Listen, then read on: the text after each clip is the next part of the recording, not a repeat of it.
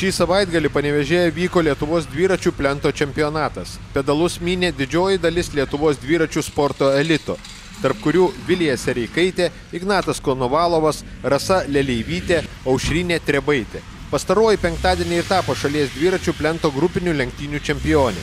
Antroji vieta atiteko Urtei Juodvalkytei, o trečioji vieta nugalėtojos titulą gynusiai Rasai Leleivytei. Vyrų grupinės lenktynės laimėjo Vytautas Kaupas, atstovaujantis Liuksemburgo komandą. Po vienos poilsio dienos sekmadienį dviratininkai jau kovojo asmeninėse lenktynėse. Pirmos startavo moteris, kurios turėjo įveikti 25 km distanciją. Moterų atskiro starto lenktynėse nepralenkiama buvo Vilnietė Katažina Sosna. Dviratininkė 25 km distanciją įveikė per 33 minutės ir 57 sekundės. Ir daugiau nei 10 sekundžių aplenkė Vilija Sereikaitė. Tačiau ši neatrodė labai nusiminusi, nors sakė, jog atidavė nemažai jėgų šiai distancijai.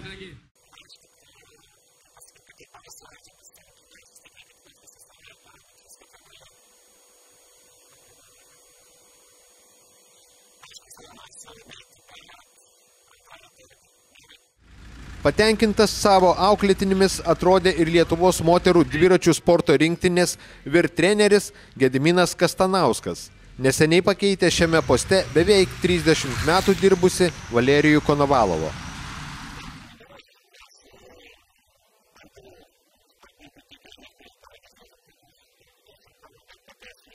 Gintarė Ašmontavičiūtė. Kaunietė. Dabar jie atstovauja iš vidaus partijos.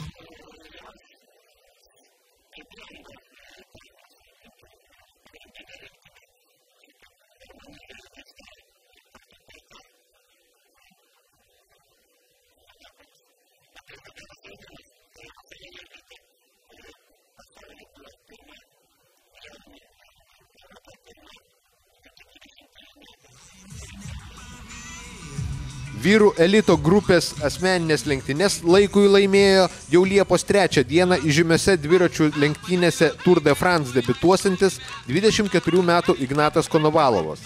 Jis 30 km įveikė per 36 minutės ir 5,5 sekundės.